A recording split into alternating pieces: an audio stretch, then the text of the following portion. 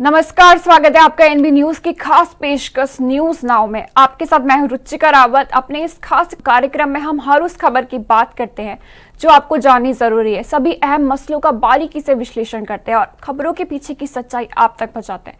तो चलिए बिना किसी देरी के शुरू करते हैं न्यूज नाउ। पहलगाम आतंकी हमले के बाद पाकिस्तान बौखलाया हुआ है। भारत की ओर से कड़ी कार्रवाई के मद्देनजर पाकिस्तान बॉर्डर पर अपनी हरकतें तेज कर दी है। इस घटना के बाद प्रधानमंत्री नरेंद्र मोदी लगातार एक्शन में और पाकिस्तान के खिलाफ कार्रवाई का रोड मैप तैयार करें। दोनों देशों के बीच बढ़ती हलचलों से अटकलों का बाजार गर्म है। पिछले 24 घंटे के दौरान भारत सरकार ने जो कदम उठाए हैं उनसे पाकिस्तान पूरी तरीके से घबराया हुआ है। रिपोर्ट देखिए।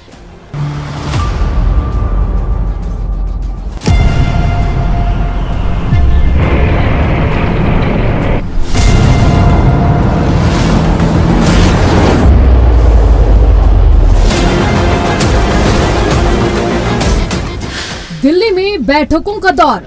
पाकिस्तान से तनाव के बीच देश की राजधानी दिल्ली में बैठकों का दौर चल रहा है। खुद प्रधानमंत्री मोदी लगातार एक्शन में हैं और पाकिस्तान पर कार्रवाई का रोड मैप तैयार कर रहे हैं। मंगलवार को जहां उन्होंने तीनों सेना के प्रमुखों के साथ बैठक की, तो आज सीसीएस यानी कैबिनेट कमेटी ऑन सिक्योरिटी की बैठक की अध्यक्षता की। ये मीटिंग करीब 20 मिनट चली। सीसीएस की बैठक के बाद cabinet committee on political affairs CCPA की बैठक हुई।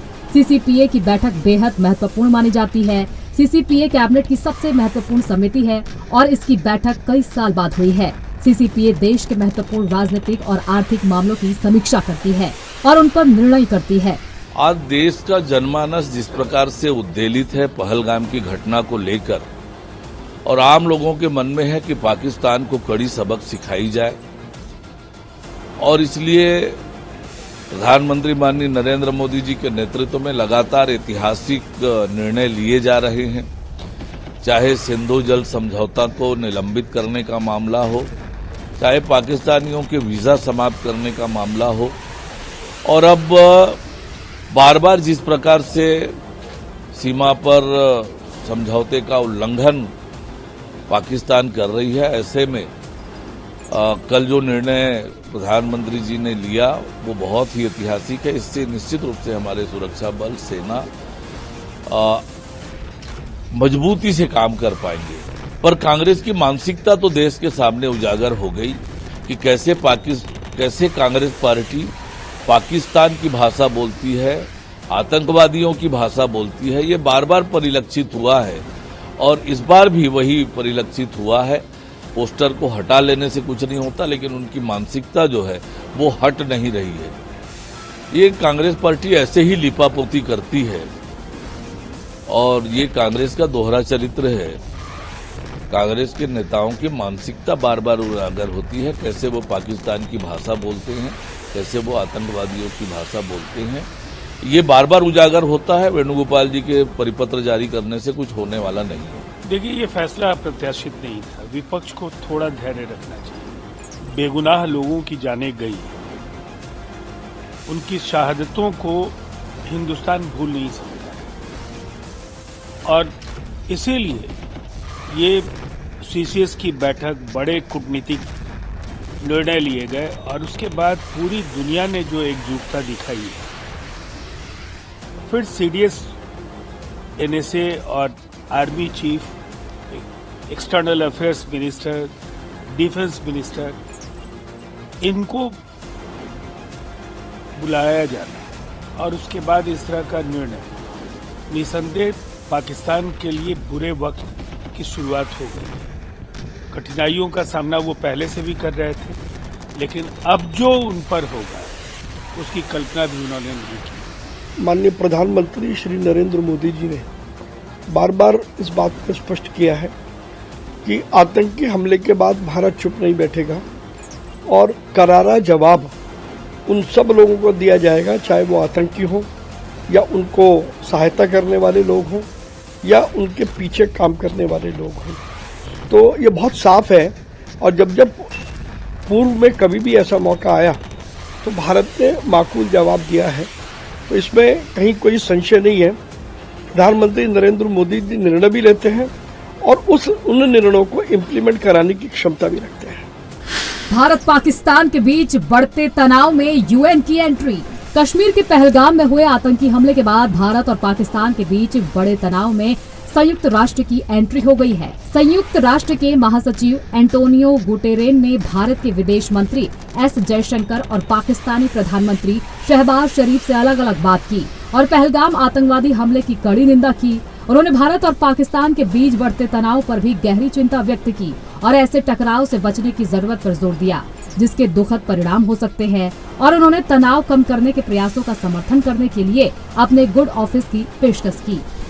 पाकिस्तान की ओर से लगातार छठे दिन भी गोलीबारी। पाकिस्तानी सेना ने एक बार फिर सीमा पर संघर्ष विराम का उल्लंघन किया है। पाकिस्तान की ओर से लगातार छठे दिन भी गोलीबारी की गई।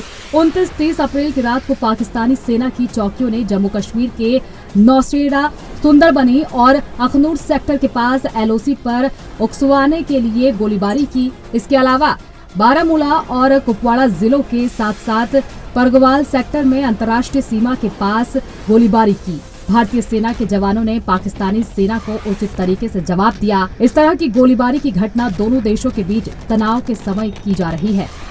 आतंकी फारूक अहमद ने तैयार किया OGW का नेटवर्क।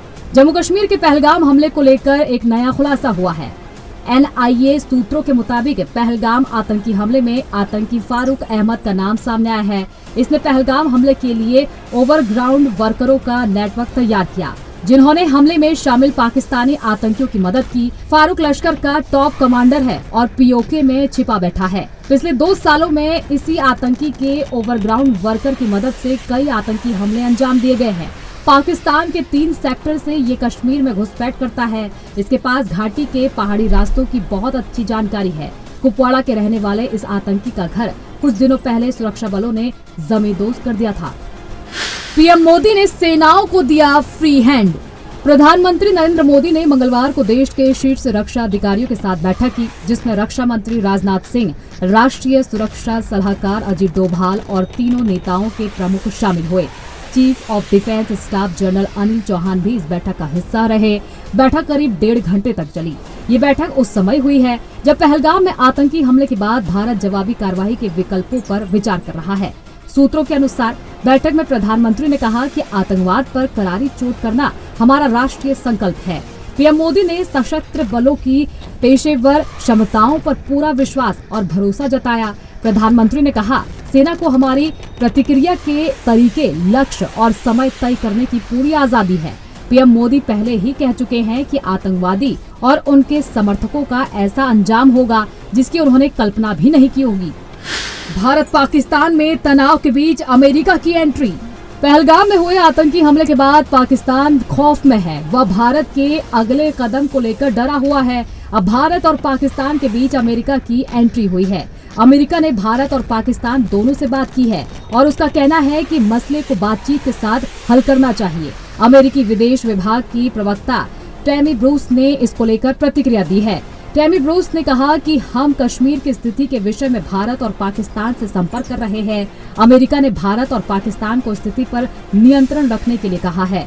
अमेरिकी विदेश विभाग की प्रवक्ता टैमी ब्रूस ने आगे कहा, अमेरिकी विदेश मंत्री दोनों देशों के विदेश मंत्रियों से बात करेंगे। हम उस क्षेत्र में होने वाले घटनाक्रमों पर भी नजर रख रहे हैं और हम भारत और पाकिस्तान की सरकारों के साथ कई स्तरों पर संपर्क में हैं। हम निश्चित रूप से सभी पक्षों को जानकर एक सही समाधान के लिए मिलकर काम करने के लिए प्रोत्साहित हैं। दुनिया इस पर नजर रख रही है। Special desk ANB news. वक्त एक छोटे से ब्रेक का, फौरन लौटेंगे। देखते रहिए NB न्यूज। दिल्ली में मोदी की कैबिनेट बैठक हुई। इस बैठक में कई अहम फैसले लिए गए। केंद्रीय मंत्री अश्विनी वैष्णव ने कैबिनेट मीटिंग की ब्रीफिंग करते हुए बताया कि सरकार ने देश की जनता के लिए कई फैसले लिए हैं। इसके साथ ही मीटिंग में ब्रीफिंग करते हुए केंद्रीय मंत्री अश्विनी वैष्णव ने कांग्रेस पर भी जमकर निशाना साधा। रिपोर्ट देखिए। केंद्रीय मंत्री अश्विनी वैष्णव का कांग्रेस पर वार। कांग्रेस की सरकारों ने आज तक किया जाति जनगणना का विरोध। केंद्रीय कैबिनेट की बुधवार को हुई बैठक में मोदी सरकार ने देश में जाति जनगणना करवाने का फैसला लिया है। विपक्षी दलों की तरफ से लंबे समय से इसकी मांग की जा रही थी। कांग्रेस नेता राहुल गांधी लगातार सरकार पर इसे लेकर हमलावर थे। बताते चले कि भारत में जाति जनगणना की मांग काफी पुरानी है। बिहार चुनाव से पहले इसे मास्टर स्ट्रोक के तौर पर देखा जा रहा है। बिहार में महागठबंधन के सरकार के दौरान नीतीश कुमार के कैबिनेट जातिगत सर्वे करवाया था, जिसके बाद से देश भर में इसे करवाने की मांग हो रही थी। आपको बता दें कि जातियों की जनगणना 1947 से आज तक नहीं की गई थी। वहीं 2010 में तत्कालीन प्रधानमंत्री मनमोहन सिंह ने जाति जनगणना का आश्वासन दिया था। साथियों, आज हमारे प्रधानमंत्री श्री नरेंद्र मोदी जी के नेतृत्व में कैबिनेट में कई महत्वपूर्ण फैसले हुए हैं, आपके सामने रखूंगा अभी। सबसे पहला जो एक इम्पोर्टेंट फैसला हुआ है, सिलचर से शिलोंग, शिलोंग से सिलचर, हमारे नॉर्थ ईस्टर्न सेक्टर में एक बहुत बड़ा project high speed corridor highway का मेघालय और आसाम को जोड़ता हुआ वो अप्रूव हुआ है। बहुत बड़ा प्रोजेक्ट है, 22,864 करोड़ रुपीस का इसका एस्टिमेटेड कॉस्ट है।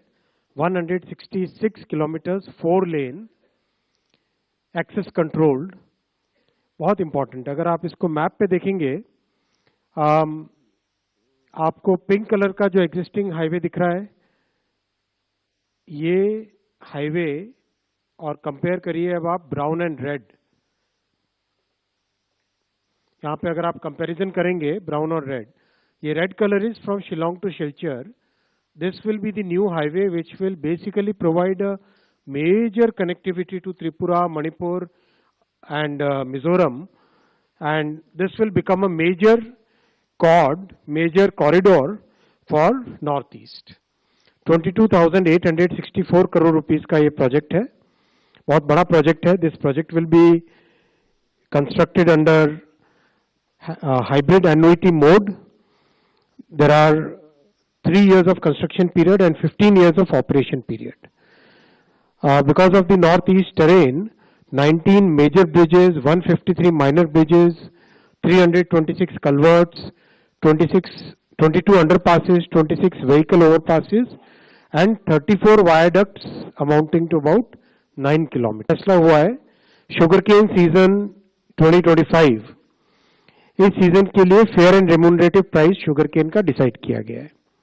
आप सब जानते हैं कि this is the benchmark price below which sugar factories can not purchase. That means they have to purchase at this और अबव प्राइस.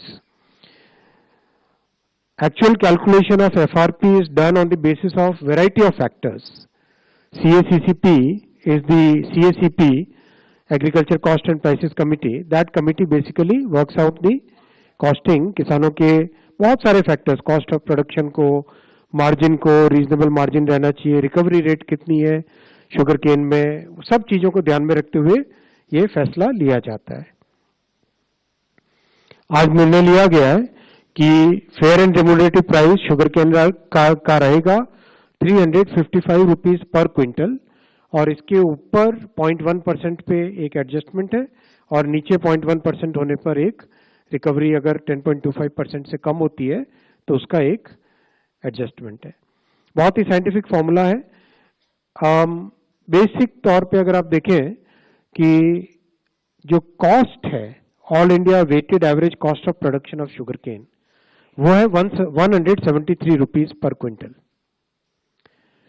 ऑलमोस्ट उसका डबल प्राइस डिसाइड किया गया है 355 रुपीज पे. 105% more than the cost. This is very important figure. 2023-24 इस period का जो agriculture, इस शुगर केन सीजन के जो कंप्लीट लेटेस्ट डेटा है, उसके हिसाब से शुगर केन फार्मर्स को 1,11,701 करोड़ रुपए शुगर केन के दाम के रूप में मिले हैं, जो कि एक बहुत अच्छा रेम्यूनरेटिव प्राइस माना जाता है. शुगर का प्रोडक्शन 320 लाख मेट्रिक टन और शुगर केन की crushing 3190 lakh metric ton. Congress governments have always opposed caste census. Caste was not included in all the census operations conducted since independence. In 2010, then Prime Minister late Dr. Manmohan Singh ji had assured the Lok Sabha that the matter of caste census should be considered in the cabinet. a group of ministers was formed to consider this subject. Most of the political parties had recommended caste census. Despite this, Congress government decided to conduct only a survey of caste instead of a caste census. That survey is known as SECC. It is well understood that Congress and its Indie alliance partners have used caste census only as a political tool. As per Article 246 of the Constitution of India, the subject census is listed at 69 in the Union list in 7th schedule. According to Constitution of India, census is a union subject. Some states have conducted surveys, I am repeating the word, surveys to enumerate castes. Some states have done this well, while some others have conducted such surveys purely from a political angle in a non-transparent way. Such surveys have created doubts in the society. Considering all these facts and to ensure that a social fabric is not disturbed by politics, caste enumeration should be transparently included. I am emphasizing the word transparently included in the census instead of surveys. This will strengthen the social and economic structure of our society while the nation continues to progress. Under the leadership of our Prime Minister Shri Narendra Modi ji, the Cabinet Committee of Political Affairs has decided today, that is 30th April 2025, that caste enumeration should be included in the forthcoming census. This demonstrates that a government is committed to the values and interests of a society and country. Like in the past, when a government had introduced 10% reservation for the economically weaker sections of the society without causing any stress in any section of the society. Thank you. Congress governments have always opposed caste census. Caste was not included in all the census operations conducted since independence. In 2010, then Prime Minister late Dr. Manmohan Singh ji had assured the Lok Sabha that the matter of caste census should be considered in the cabinet. A group of ministers was formed to consider this subject. Most of the political parties had recommended caste census. Despite this, Congress government decided to conduct only a survey of caste instead of a caste census. That survey is known as SECC. It is well understood that Congress and its Indie alliance partners have used caste census only as a political tool. As per Article 246 of the Constitution of India, the subject census is listed at 69 in the Union list in 7th schedule. According to Constitution of India, census is a union subject. Some states have conducted surveys, I am repeating the word, surveys to enumerate castes. Some states have done this well, while some others have conducted such surveys purely from a political angle in a non-transparent way. Such surveys have created doubts in the society. Considering all these facts and to ensure that a social fabric is not disturbed by politics, caste enumeration should be transparently included. I am emphasizing the word transparently included in the census instead of surveys. This will strengthen the social and economic structure of our society while the nation continues to progress. Under the leadership of our Prime Minister Shri Narendra Modi ji, the Cabinet Committee of Political Affairs has decided today, that is 30th April 2025, that caste enumeration should be included in the forthcoming census. This demonstrates that a government is committed to the values and interests of a society and country. Like in the past, when a government had introduced 10% reservation for the economically weaker sections of the society without causing any stress in any section of the society. Thank you. जातीय जनगणना India गठबंधन की जीत। BJP के जातीय जनगणना करवाने के फैसले को इंडिया गठबंधन ने बताया अपनी जीत। वहीं विपक्षी दलों के नेताओं का केंद्रीय कैबिनेट के फैसले पर कहना है कि जाति जनगणना आगामी जनगणना का हिस्सा होगी। ये हमारी 30 साल पुरानी मांग थी। वहीं कुछ नेताओं ने इस फैसले का स्वागत किया और कहा, आखिरकार मोदी सरकार को जाति जनगणना करानी पड़ रही है। ये राहुल गांधी की कड़ी मेहनत का फल है। इसके साथ ही बाकी नेताओं ने क्या कुछ कहा, आइए सुनते हैं। फैसले का स्वागत, कांग्रेस की जीत, राहुल गांधी जी को बहुजन समाज की तरफ से धन्यवाद। बीजेपी आरएसएस कई सालों से जाति जनगणना को रोक रखा था। तर्क यही हुआ करता था कि इससे जातिवाद बढ़ेगा। अब क्या हुआ, नतमस्तक होकर के, मजबूर होकर के मोदी सरकार को जाति जनगणना कराना ही पड़ रहा है।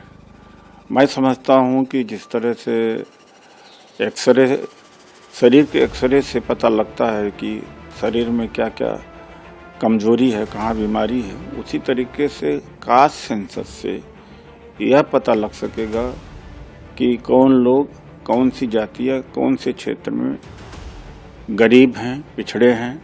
उसके अनुसार ही योजनाएं सरकार की बनेंगी, अधिकार उनको दिया जाएगा, हमारा भारत प्रगति करेगा और सभी को सामाजिक न्याय मिल सकेगा।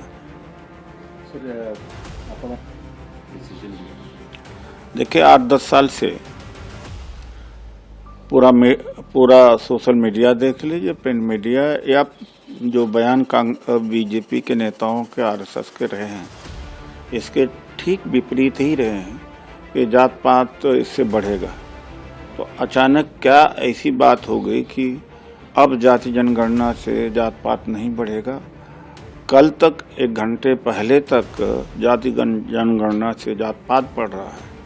कर्नाटक में कांग्रेस सरकार ने और तेलंगाना में जाति जनगणना करा ही लिया, यानी जाति के आंकड़े इकट्ठा कर ही लिया। बिहार में भी इकट्ठा कर लिया था। तो अब तो ये मजबूर हो ही गए थे कि देर सबेर तो जाति जनगणना होके ही रहेगी, इसलिए मजबूरन आज फैसला किया है। सर, इसका क्या इलेक्शन में भी प्रभाव पड़ेगा आपके हिसाब से? मैं इलेक्शन के प्रभाव में नहीं पड़ता हूँ, और कांग्रेस पार्टी कोई वोट के लालच में ये बात नहीं उठा रही थी। भला हो, उत्थान हो, समाज में सबको न्याय मिले, इससे ये हो सकेगा, ये हमारी जीत है। देखिए, ये हम लोगों की 30 वर्ष पुरानी मांग रही है और ये हमारे पुरखों की जीत है, समाजवादियों की जीत है, लालू जी की जीत है। आपको पता होगा 96-97 में भी कैबिनेट से जो है पास किया गया था कि 2001 का जो होगा उसमें जनगणना जो होगी उसमें जाति आधारित गणना भी कराया जाएगा, लेकिन उस समय अटल बिहारी जी सरकार में थे 2001 में, तो ये नहीं हो पाया। फिर हम लोगों की मांग थी, मनमोहन जी प्रधानमंत्री बने, 2011 में हुई, तो जातीय जनगणना जो है और इसमें इंक्लूड किया गया था। और पहली बार 17 महीने में किसी राज्य ने अपने बलबूते जो है कराया, तो वो महागठबंधन हमारी सरकार थी। तब जो है बिहार में जाति आधारित गणना हुई, और पूर्व में भी इससे पहले हम पूरे बिहार के सभी दल के लोगों को लेकर के प्रधानमंत्री जी से मिलने गए थे। तब प्रधानमंत्री जी ने मना कर दिया था। पार्लियामेंट में इनके कई केंद्र मंत्रियों ने मना किया। लेकिन आज हम लोगों की ताकत देखिए, समाजवादियों की ताकत देखिए कि इनको हमारे ही एजेंडे पर जो है काम करना पड़ रहा है। तो अब हमारी अगली लड़ाई ये होगी कि जब ये जनगणना होगी जिसमें इंक्लूड किया जाएगा कास्ट सेंसस का भी, तब उसके बाद जब नतीजे आएंगे तो पूरे देश में और पूरे देश के जो विधानसभा चुनाव में हमारी मांग रहेगी कि पिछड़ों और अति पिछड़ों के लिए भी, जैसे दलित और आदिवासी भाइयों का आरक्षित सीटें हैं, उसी प्रकार से पिछड़ों और अति पिछड़ों का भी जो है आरक्षित सीटें जो है वो करनी पड़ेगी। ये लड़ाई हम लोग जो है लेकर के चलेंगे, क्योंकि जो फाइंडिंग्स होंगे, हम लोगों की जितनी आबादी है उस हिसाब से हम लोगों की भी भागीदारी होनी चाहिए। तो बिहार में भी हम लोगों ने देखा, उस तर्ज पे हम लोगों ने पहली बार बिहार ने 65 5% आरक्षण जो है पिछड़े, अति पिछड़े, दलित, आदिवासी के लिए बढ़ाया था हम लोगों ने। और अभी भी आप देखिएगा कि जब देश भर में होगा, अब तो होना है क्योंकि आपका ये परिसीमन होना है, परिसीमन से पहले का सेंसस होना है, सेंसस में ये लोग कास्ट सेंसस को इंक्लूड करेंगे और जब इसकी फाइंडिंग्स आएगी तो पिछड़ों के लिए और अति पिछड़ों के लिए भी विधानसभा और लोकसभा में सीटें रिजर्व करनी होगी। ये हम लोगों की अगली लड़ाई होगी। प्रत्येक 10 साल के अंतराल पर होती है जनगणना। जनगणना 1951 से प्रत्येक 10 साल के अंतराल पर की जाती थी, लेकिन 2021 में कोरोना महामारी के कारण जनगणना टल गई। राष्ट्रीय जनसंख्या रजिस्ट्रार NPR को भी अपडेट करने का काम बाकी है। अभी तक जनगणना की नई तारीख का आधिकारिक तौर पर ऐलान भी नहीं किया गया है। सूत्रों के मुताबिक जनगणना के आंकड़े 2026 में जारी किए जाएंगे। इससे भविष्य में जनगणना का चक्र बदल जाएगा, जैसे 2025 से 2035 और फिर 2035 से 2045। क्यों अहम है जनगणना? जनगणना के आंकड़े सरकार के लिए नीति बनाने और उन पर अमल करने के साथ साथ देश के संसाधनों का समान वितरण सुनिश्चित करने के लिए बेहद अहम होते हैं। इससे न सिर्फ जनसंख्या बल्कि जनसंख्या की आर्थिक स्थिति, कई अहम पहलुओं का पता चलता है। विपक्षी कांग्रेस समेत तमाम सियासी पार्टियां जाति जनगणना की मांग कर रहे हैं ताकि देश में अन्य पिछड़ा वर्ग यानी कि OBC की कुल संख्या का पता चल सके।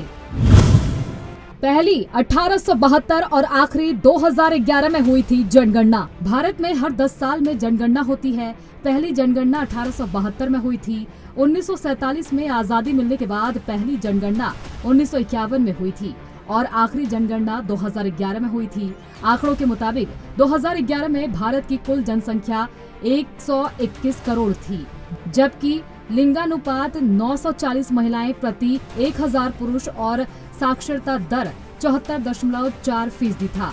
Special desk ANB news. आज मेरे साथ न्यूज नाउ में बस इतना ही। दीजिए जाने की इजाजत। नमस्कार।